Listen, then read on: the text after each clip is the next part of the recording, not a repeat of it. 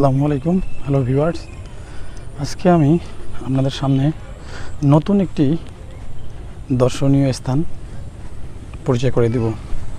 নতুন ব্লগ, নতুন স্থান। আমি আজকে আপনাদের সামনে এসেছি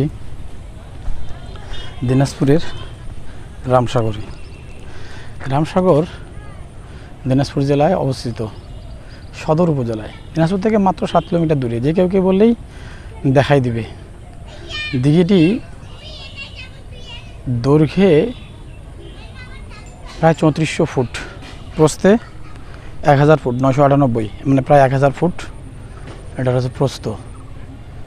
গড় গভীরতা 15 ফুটের বেশি। এটা দিনাজপুরের রাজা রামনাথ এ দিঘি খনন করেন। বাংলাদেশে মানুষের খননকৃত যে সমস্ত দিঘি আছে তার মধ্যে থেকে সবচাইতে বড় দিঘি এটি বাংলাদেশের মধ্যে। মানে মানুষের প্রাকৃতিকভাবে না, প্রাকৃতিকভাবে তো অনেক দিঘি আছে, এটা হচ্ছে মানুষের খননকৃত।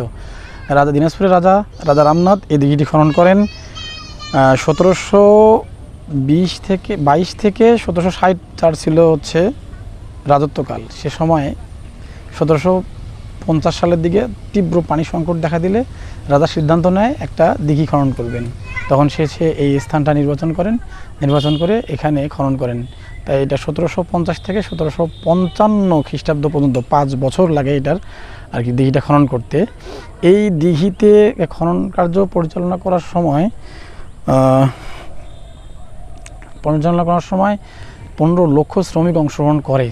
সেই আমলে, আজ থেকে 250 বছর আগে, সেই সময় এই দিঘি খনন করে তখন 30,000 টাকা খনন কাজ সম্পন্ন করতে খরচ হয়।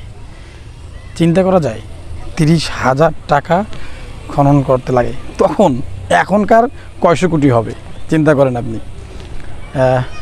30,000 টাকা খনন করে এবং 5 বছর 15 লক্ষ শ্রমিক। দেখেন দিঘি চতুর্পাশ দিয়ে যে পাট দেখা যাচ্ছে, এখানকার যে মাটিগুলা উত্তোলন করে সব চতুর্পাশে রাখছে, সেটাই পার হয়েছে। 68 একর আছে এই যে রামসাগর যে বনভূমি, মানে যে পাড় দিয়ে। আর পানি হচ্ছে 77 একর। এই পানি 77 একর। আশা করি আপনাদের ভালো লাগবে। পরিবার পরিজন নিয়ে সবাইকে নিয়ে আসবেন, আসলে ভালো লাগবে। অনেক নিরিবিলি পরিবেশ, চমৎকার আপনাদের কাছে।